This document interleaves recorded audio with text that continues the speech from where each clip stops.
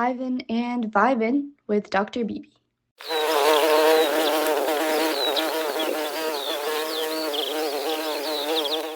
Folks, how have you all been? This is Dr. Bibi again with you all, and I have today we are doing How Do You Coach with Kirk Drage. Kirk Drage is a CEO and a co-founder of LeapSheep, a venture building and a founder decision intelligence platform designed to improve commercialization outcomes for founders, innovators, investors, and organizations building new technology ventures. A lot of questions are going to come from this very intro itself. Other than that, Kirk has more than 30 years of international experience in technology, digital infrastructure, and innovation systems, with the past 15 years focused on startups and early stage investment. He co-founded LeapSheep in 2016 with Catherine Heaton. Since then, the LeapSheep team has supported hundreds of founders and innovators through thousands of hours of structured venture support.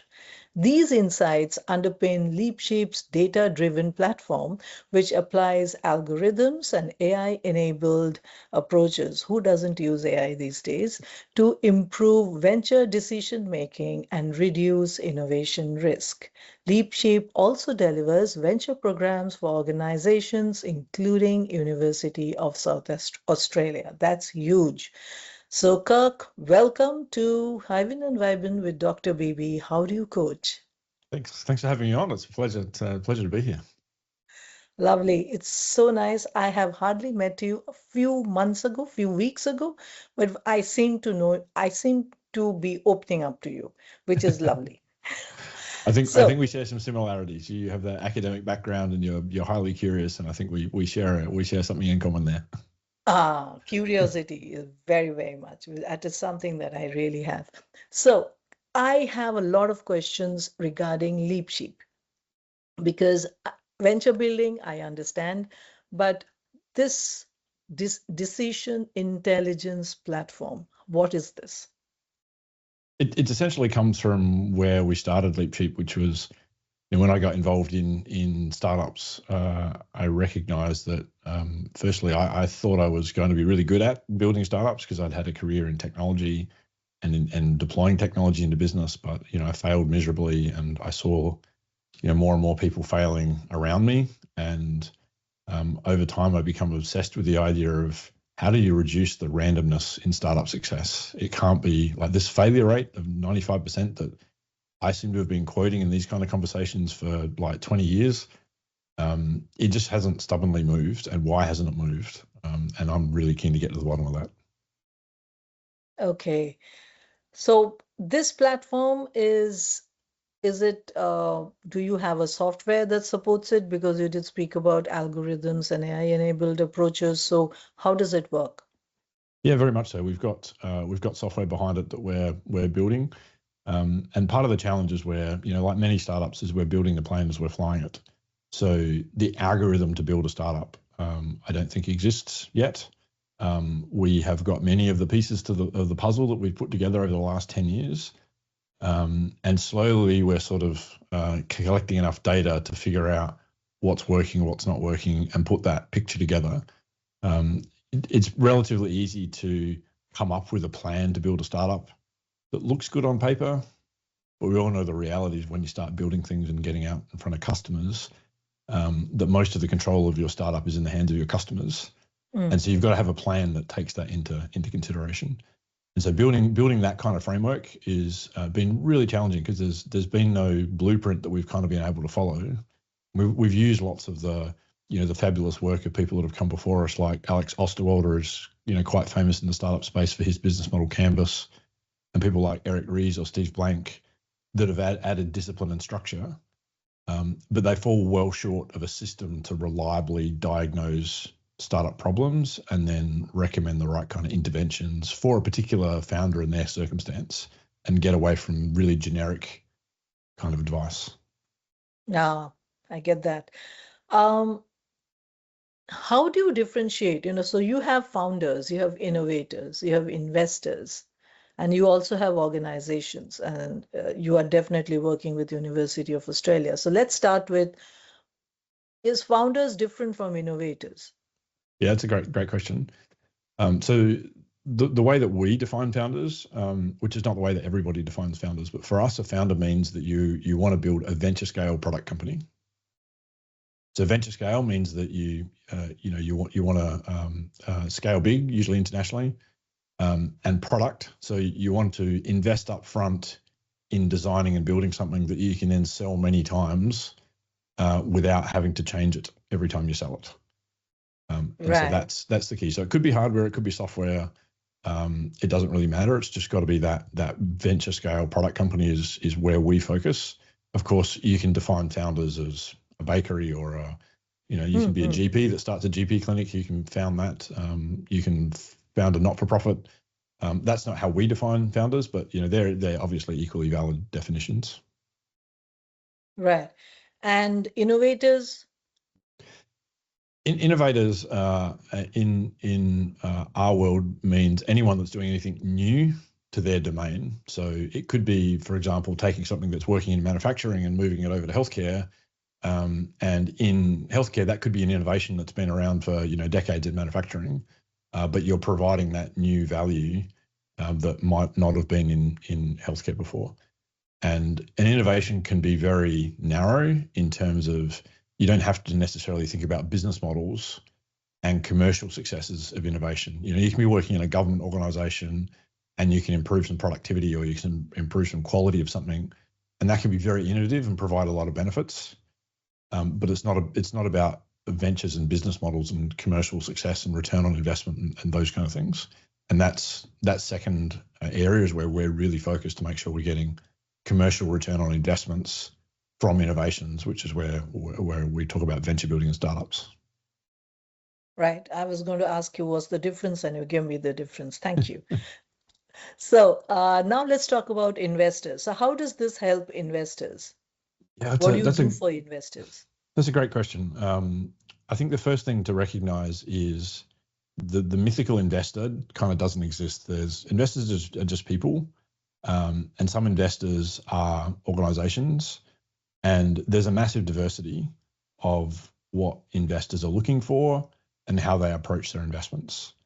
And I think this is something that is a little bit of a challenge in the startup ecosystem is we tend to sort of take that diversity and push it down into a box and think about investors in a certain way. And that usually causes us more problems than it solves. So realizing there are different categories of investors that want different things and they have different models. Like if you look at, in the classic sort of startup world, there's an investor like Y Combinator, very famous in startup. They run an accelerator program and they're investing in the companies that are going through their accelerator program. And they've got a very, very specific model that they're operating and they're very, very successful at it. I say that's it's like the Harvard equivalent in the startup world. Like they're looking for the best of the best of the best in the world to put into the front of their funnel. And if you're not that, you won't get in. Like it's easy to become a top footballer or soccer player than it is to get into a Y Combinator. And they can't scale that model because it's not designed to help correct people's flaws in their business model or in their own ability to execute. It's designed to accelerate the people that have already got the much of the formula solved. And that's it's a great model for them, and it's been amazingly successful. And then there are different investors at the other end of the spectrum that might be investing more for personal reasons and legacy and wanting to give back. Like if you've been a clinician and maybe you're very successful and you've made a huge amount of money and you want to give back. Sometimes you're not that worried about the money, the return on investment. You want to see the next generation of clinicians, improve. And so you just want to be involved in helping them, support them, et cetera, et cetera. And there's kind of everything in between. But I think the one thing I would say about investors in the startup world is we don't really have a model, just like startups don't really have a model to diagnose and chase success. The investment community doesn't have that either. Investors are very good at picking winners, not necessarily diagnosing how to correct the shortcomings of a startup. And I think that is also a misunderstanding or a myth in the startup world, that if you can just find the right investor, they'll do a couple of things for you. One is they'll connect you to all the people that you need to help you be successful, and that tends to be a bit of a myth. Not that they don't do that, but it's not enough to solve most startups' challenges. And the second thing is that they can guide you into shape. And of course they do that, but they can only do that so far. Their primary organizational capability, if they're an organizational investor, is actually raising money from other investors to put into their fund, and that takes up a big chunk of their time. Then they've got to find companies that are worth investing in and evaluate them. That takes up a big chunk of their time. And so a very small amount of time is left for actually working with founders, and an even tinier amount of time is left to systematize any of the knowledge that they have so that they get smarter between their investments over time. And I think that's the thing that we don't really talk about, is the investment community is not necessarily improving their ability to be better investors at a very fast rate, just because they're unbelievably resource constrained. Mm-hmm. Right. So what I understand is you are actually bringing founders and innovators and marrying them to investors to an extent? No, we don't. Okay. We don't do that. Our focus is working with the founder and understanding, firstly, do they have a really high quality business model hypothesis? Okay. And what does that even mean? Because that's a whole question in and of itself. The second thing is, once we've got that high quality hypothesis, is what's the process you're going to use that's going to use the least amount of time and capital and is the least risk to validate that business is worth scaling? Because part of this whole journey is we're building business models that have never been built before, or there are very few examples of similar kinds of business models. So you can't go validate your assumptions by looking at data from other companies. You can only validate your assumptions by working directly with the market and attempting to build the company. And so if you don't have a great process and you don't really understand that process, you're going to spend a lot of money, like I did, doing things in the wrong order. So you're going to have a sequencing problem. And the classic one that we're all very familiar with this is people build the product before they go talk to the customer. That's a sequencing problem. And a scoping problem, which means, do I really need to have that fancy website from day one? And do I really need to have a brand? And do I really need to take out trademarks on my brand and all those sorts of things? Because if I go talk to my customer and there's no market here to be found, then I probably need a different website and a different brand and maybe different trademarks. So that's a scoping and a sequencing issue. And so you're helping people understand those things without having to spend their own money to find them out. You go speak to any serial founder and they'll say, I've spent so much money learning lessons. And we're trying to compress that to say, how can we help people learn these lessons without having to spend all of their own time and money? We can do this, much quicker and much cheaper. Right. But you could easily do that work, couldn't you?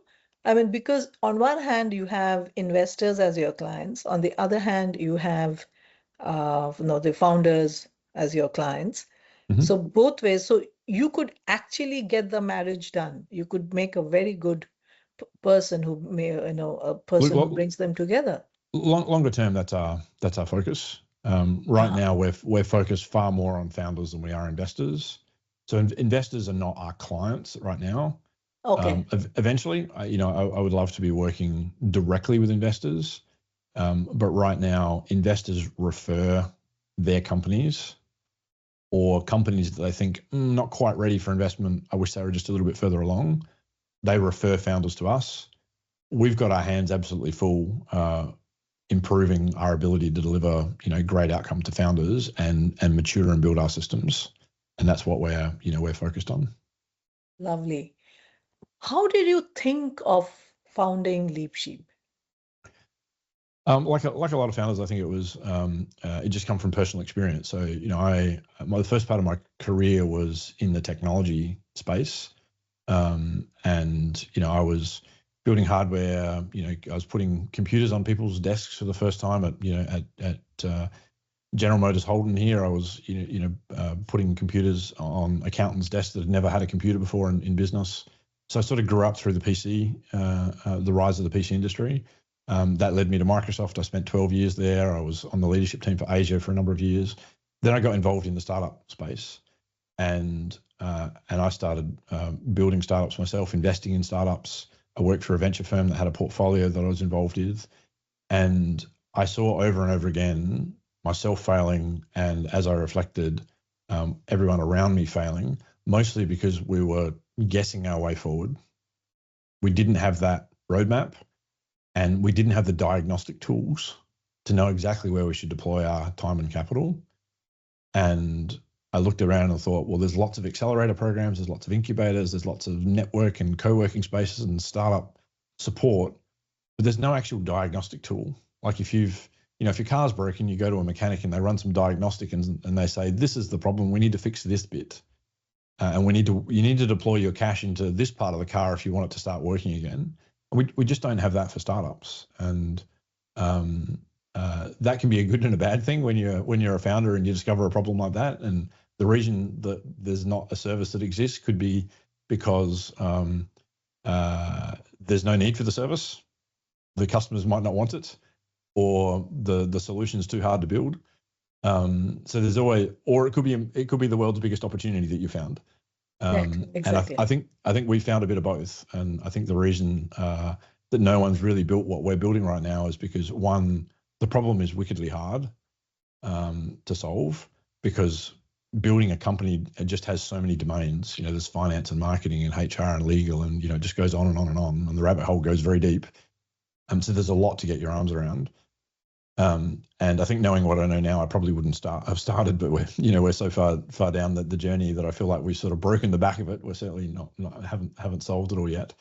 So that's part of it. And the other thing is, from a customer point of view, is customers are not yelling out for this yet.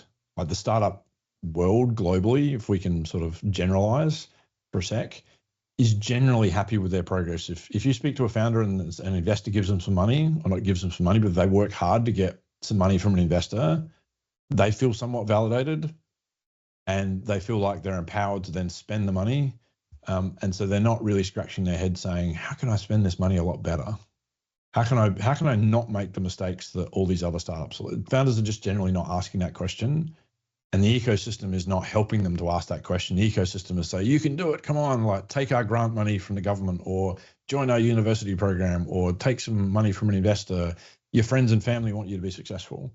And so that's another reason why no one's built this service. And I think that's one of the things that we've discovered, is we have to get very, very good at engaging founders and asking them hard and uncomfortable questions that perhaps nobody else is asking them, which is one of the challenges that we have.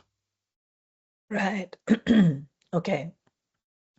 I can see so many common grounds here that is happening in my life right now. So it just makes a lot of sense. How did you meet your co-founder? Catherine and I have been friends for years. So I knew Catherine before I left Australia. I grew up here in Australia. I was fortunate enough to be able to move overseas with Microsoft when I was with them, which was just a great experience. If you're going to be moving overseas, I'd recommend doing it with a corporate that helps you with all of the moving challenges. So that was a great experience. And I spent a decade working abroad, and then when I came back to Australia, I'd met my wife overseas. We wanted to have family here. I've got aging parents, so I really came back to Australia for family reasons. And so at that point, I had to think about, well, what kind of role would I get here? I'd kind of finished with the venture fund that I was working for. We had essentially invested all the money in the fund, and that was going through a transition phase. And so I needed to either get a job or start something. And I really wanted to start something, and I just felt this problem was so huge and didn't have a solution. And I had all this experience, and I thought, wow, this is going to be great in Australia, because Australia is a little bit less mature than the US, and maybe that's going to work in my favor because I can bring more value. Not necessarily all worked out how I thought it might work out at the beginning, but that was essentially why. And Catherine and I, she was at a similar crossroads in her career path. and we got to talking even before I came back, and we decided that we would have a go at this. And we're very, very complementary in our psychological profiles, and that for me was a big thing. Like, I know where my weaknesses are, and she has those complementary strengths. So when we're not trying to kill each other, we work really well together. But I think it's good to have a co-founder whom you want to kill at times, because that means you are bringing out the best. The difficult conversations is where the most learning happens, right? Yes, I totally agree with that. Yeah. Let's go back to, you mentioned your childhood, and then you mentioned going abroad to work with Microsoft. So let's start with that. Let's start with childhood. What are the elements of your childhood which you have carried forward to being a coach? Great question. I don't think anyone's ever asked me that before. I think I'm deeply curious, and I love science. My dad was an automotive engineer. I studied science at university. So I'm insatiably curious, and I think throughout my career I've kind of moved somewhat from being more interested in technology to more interested in people, because I found through my career that a lot of the things that prevented success from happening and success from scaling, it wasn't the technology or the science or the engineering, it was the people. And so I got more interested in how people think and how they perform and how they make decisions and how to influence them. And so I think that's kind of been my career progression, as I've been sort of more and more interested in people. And I think that's very, very true in Leapship right now. Is we've really understood that a lot of the business model challenges that companies have, when we diagnose those business model challenges, the root cause goes all the way back to a limiting belief in the founders. And so we've had to, what originally we thought we were going to build a diagnostic tool for business models, like Alex Osterwalder did and like Steve Blank did. But we've realized that if you don't fix the limiting belief of founders and help them replace those limiting beliefs with enabling beliefs, they're just going to keep making the same mistake in a different way. And so once I really started to understand that and started to think about how could I help turn the light bulb on for somebody, and how could I, enable those limiting beliefs and turn them into enabling beliefs, I think I got great joy out of that, as much joy as I got out of, tinkering with some, new gadget that does something amazing. So did you start working with startups when you were working? I mean, when you were employed? Yeah, I started working with, I started a startup myself in my university days. My dad was an automotive engineer involved in research and development, so was building new products in the automotive industry. So I was sort of involved in that sort of innovation and some of the commercialization aspects from way back then.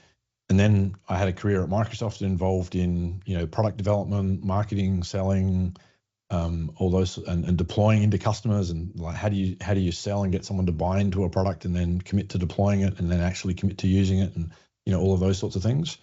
And then while I was at Microsoft, I was involved in helping a few partner organizations build companies on top of the Microsoft platform.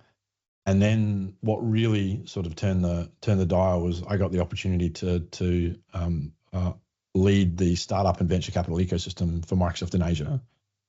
And so Microsoft at the time was broken up into, I think, 7 regions. Asia was one of them. And so I had a team across the 30 odd countries in Asia that we managed at the time, and built a portfolio of about 15,000 startups. At that time, I really knew nothing about startups and venture capital in any kind of practical deep sense, even though I had some cursory experience. And that really sort of gave me the bug to want to know more and get more deeply involved. And then I left Microsoft to join a venture firm, started investing, and started really becoming the fractional support person inside a number of startups on the ground, doing marketing, doing sales, doing product management, doing capital raises, managing board meetings, all those sorts of things. And so it was sort of a slow and gradual transition. And one thing I've done in my career is always sort of follow my curiosity and passion where that intersects with money. So where people are spending money to solve problems, get curious about those areas, and that's sort of how my career's kind of unfolded. Lovely. That is. And how many countries have you stayed at? Because you stayed away from Australia for 10 years. So where did you go? Where did you stay? Yeah, if you make the threshold 3 months, I've lived in Canada and the UK and Singapore and a couple of places in the US and Australia, and I've done business in about 40 countries. Great. I just like that, because that means you as a person, you would really understand the global value of a particular product, and you would really understand the global value of which markets it would really cater to and how it would work. The world's a big place. Right. It really is. That is what it is. I totally believe that the world is a cluster, actually, and Yeah. you can look at it from different perspectives, but that's what it is. Fantastic. And the technology brings us together. I am a little curious about the limiting factors of a person Yeah. that you brought up. I think this will be there in investors too. Yeah. 100%. How do you really discern it? Well, this is part of what we're building is a set of diagnostic tools to find these patterns of startup failure. And to give you a couple of examples, one I've already spoken about, and that is the build it and they will come. Like and it's not necessarily arrogance, but it's the I know better than the market kind of mindset where you may be a particular domain expert, like you may have run a I don't know, just going to pick something random. You've run a lawn mowing business, for example, and you've employed a software developer and you've built this amazing software to support your lawn mowing business, and suddenly it's more profitable. You've got happier customers, and you go, wow, I need to get out of the lawn mowing business and start building software to sell to other lawn mowing business owners. And so you build the software that's helped you, and you take it to the market and try and sell it, and you fail. And the reason you fail is because the rest of the market is not like you. Most other business owners, don't, get back to their computer at 7 o'clock at night and start working with their developer on building their software application.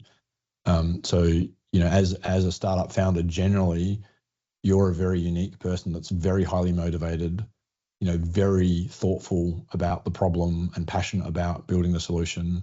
And that's generally just not who your customers are. And so if you're not out talking to your customers and understanding where they are on their journey and able to talk to them in their language, and sometimes you have to bring them a little bit further along on the journey for them to be ready to accept the kind of solution that you've got. And so that's one, really common limiting belief is that, I've done this before for myself, and so I can do this for everybody else. And so you want to replace that with an enabling belief, which is, the world's diverse, it's full of different people. Even if they're doing the same job as you need to meet them with where they're at, and you need to take them on a journey of personal transformation. And I think this is one of the big fallacies of the software industry is that, we've been very, very lucky in the last sort of, let's say 20 years, where there's been such a desert of good quality software because the industry is sort of really just getting started, that you could build a lawn mowing round application and you were kind of the only one in the market. And so nobody, had a choice. They kind of used your software. So people put up with a lot of what we would now consider to be bad software in years gone by because the market was still growing and there were so few options. And of course, that's completely changed. People have got, so many options now. And of course, software development costs are trending towards zero, and people can build their own. That you really have to think more about the outcome that you're getting for the person behind the decision to buy the software. And that's that's an enabling belief. If I've been saying for years, don't fall in love with the solution, fall in love with the problem. I've stopped saying that for a whole class of founders. It's don't fall in love with just the problem, fall in love with the person and the journey you're taking them on to get their dream outcome. Because if you understand that journey that they have to go on, then you'll always solve the right problems and build the right product. But if I'm sorry. Yeah, if you're not focused on that, you're not at the root cause. You're not solving for the root cause. Right. You are speaking the language of design thinking. Mhm. Yeah. Absolutely. Because Yeah. this is what design thinking does. And design thinking actually puts the user and wears the user's shoes and experiences, and then goes about designing what they have to 100%. design. Yeah. Perfect. Yeah. So Yeah. that's We've that's tried to where use so many of those, great frameworks out there. Like we Mhm. don't want to reinvent any wheels, but there's all these great frameworks out there like design thinking and the lean startup and top tower and the top grading, but none of them all fit together. And so that's part True. of what we've done is brought them all together in a system, use some of the principles to create a holistic system to build companies. Right. So because they all run parallel to each other, they don't talk to each other. Yeah, and it's like every one of those frameworks is a bit like a hammer. Where design thinking, the solution is always design thinking, but that might not be the thing that you need to diagnose or solve the problem that's in front of you. So it's about being able to first choose the right tool and then use that tool effectively. And that's a piece that's really been missing, I think, in the startup world.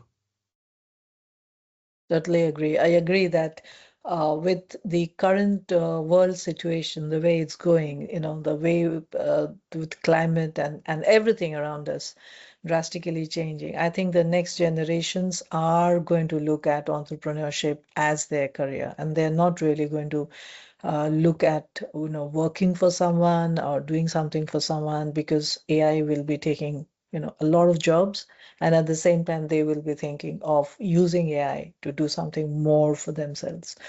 So Totally with agree. that, I think you are moving in the very right direction. You have envisioned a perfect, the future extremely well, and understood, that you need to cater to the next generations to come. And I think Leapsheep will be very much needed then.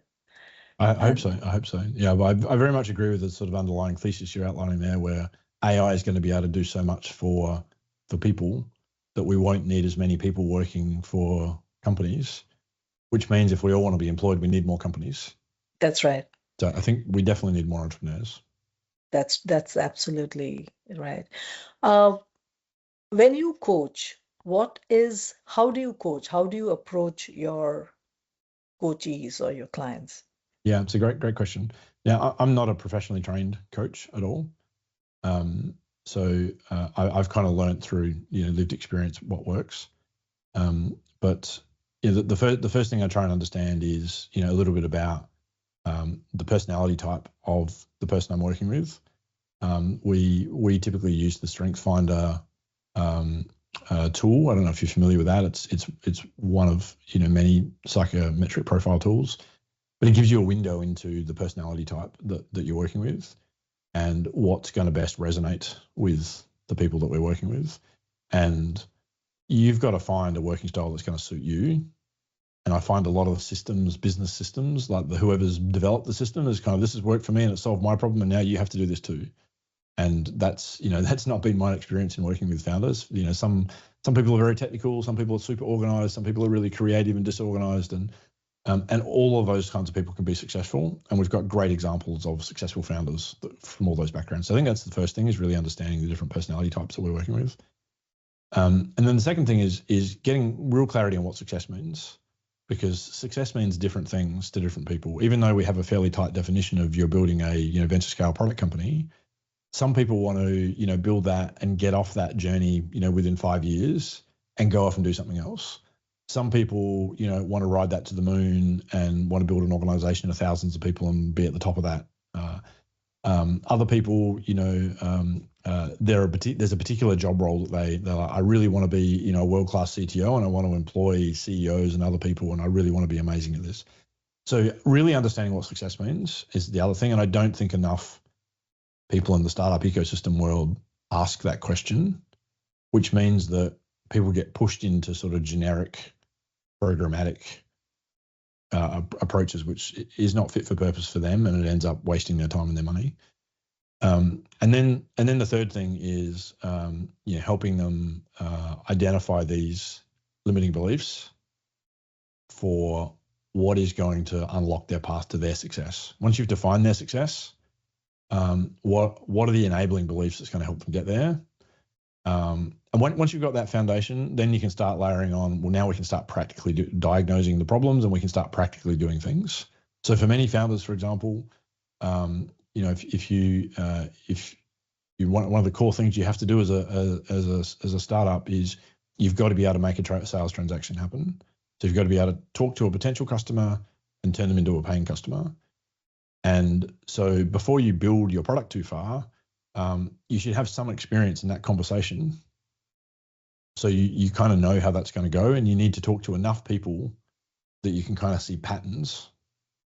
And that raises a lot of questions for a lot of founders, like, I don't have a product, and when the product's not ready, I can't possibly have that conversation. Or there's a bunch of limiting beliefs to address there to say, actually, we can build your startup in a much better sequence. If you're willing to have those conversations, we can show you how to do that. You can take a lot of risk out and really make sure that you're using your time and your resources way more effectively. And so that's sort of the journey. And the thing about building startups, I think Steve Blank sort of famously said this, borrowing Mike Tyson's quote, is that, a business plan doesn't survive first contact with the customer. Mike Tyson said, I think everyone's got a plan until they get punched in the face when they go into the boxing ring. And I think that's, true with a startup. You can create the world's, prettiest business plan on paper that looks fabulous, and you've thought through all the assumptions and Claude and ChatGPT can't possibly give you any more advice on how to make it better. And still, the first time you talk to a customer, it falls over.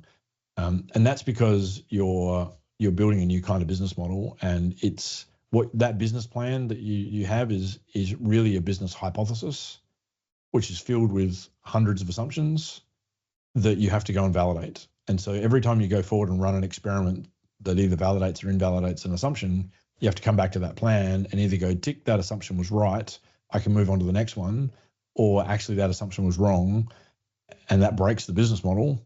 How do I now repair the business model to go out and retest? Or maybe it's terminal, I need to come up with a new business model.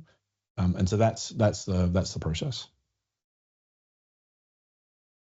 So what I'm hearing a lot is that there's a thinking person behind Kirk, a person who's constantly thinking and who's trying to find solutions. So you're a doer who's trying to find solutions to whatever you're thinking. You just don't think, you try to find solutions to that, which means you actually wear quite a few hats. You can't be doing it with wearing a single hat. How do you sustain yourself?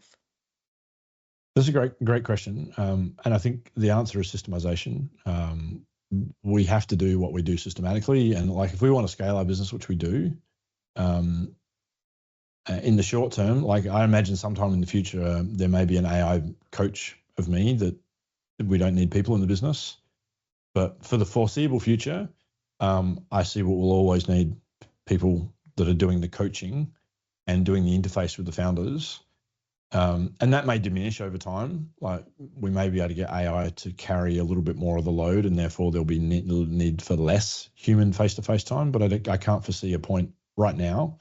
I may have a different opinion in 6 months, the way that AI is going, of taking people out of the business entirely. But it needs to be, we need a very systematic approach. And the best kind of systems provide for a lot of personalization. And that's ultimately what a founder needs and wants, is they want a bespoke, personalized experience that's just right for them. And so the system has to be constantly probing them for what their needs are and then responding to those needs, so that we've got, we talk about things like, we educate founders, but it's curriculum on demand. There's no program. You don't join and go, well, week 1, we're doing legal, and week 2, we're doing marketing, like a lot of programs. It's a case of, well, maybe you need this much marketing to get over this hump and get this thing done. That's all you need. And so we just want to very precisely prescribe the education that you need to get the thing done that we're trying to get done to make your business successful. And that's the approach that we kind of take to everything. So we think about founder well-being, make sure we solve that. We make sure we understand founder psychology. We make sure we understand business model, hypothesis quality, and we make sure we understand the validation of that business model. So they're kind of the 5 systems that are sort of running in the background. And that's a lot of what our software does behind the scenes. Is when you work with me, it looks like, you're just having a coaching mentoring call, but actually there's a tremendous amount going on behind the scenes that you don't even see. I get you are a giver. You're talking about how you do it for the others. What do you do for yourself? Wow, that's What do a you great practice? question. That's a great question. And this has been a real surprise to me about the impact of AI. And I think one of the biggest impacts that AI has had on our business, aside from all the things that, I think we all know, it's radically improved our ability to develop software and faster. It's, improved our productivity and, marketing messaging and, blah, blah, blah, all the things that you read about. But the thing that I didn't expect and I didn't foresee is how good AI is developing me as a person. And so at the end of a coaching call is pointing the AI back at me and going, how did I do on that call? Was I empathetic enough? Did I talk too much? Was I too preachy? And identify those patterns of behavior to improve me as a facilitator and a coach. And that's, I think, one of the biggest ways where I'm, working on my own development with AI to help me. That's a very good way of looking at AI. I never thought of it this way, that it can be looked at from a way of, letting me know as to how I am as a coach and what I can do better and get the gaps in. What I'm now coming to almost the last part of my question, and that is, have you thought of a legacy that you're leaving behind? And if you have, what is that legacy? Yeah, I guess like a lot of founders, I've got great belief in the company that we're building and the impact that might have. I think there's, I've deeply believed that more than 50% of founder failure comes from problems that are solvable. We can just get the information to the founders before they spend their time and money. And so if LeapSheep could, successfully build out the customer experience that we're working on and scale and really impact founder numbers, we're talking, depends, whose report you read, but, there's somewhere between $300 or $400 billion a year spent on startups globally, building startups. That's a couple of $100 billion worth of investment that's saved that can be redeployed to new startups. So we could literally double the number of people that get to build startups and the impact they have if we're successful. And so that's my I consider that to be sort of my purpose beyond sort of the vision of the company. If I can help founders be more successful and just remove those common patterns of failure that we just see everywhere at the moment, so they're no longer a thing. It's a bit like polio. Like, let's just get rid of it. We don't need it anymore. I so agree with that. I mean, yes, of course, because it's very daunting to hear that, 95% of founders fail in the first 1 year, and then, in 3 years, you only have 50% or 40% remaining. Yeah. That is very daunting for a person who's thinking of becoming a founder, or he's even thinking of, starting something, or has an innovative idea in his head. With that, I think we can wrap up. We have had some lovely conversation with you. The wisdom that you carry is amazing. And how would you like my listeners and my audience to connect with you?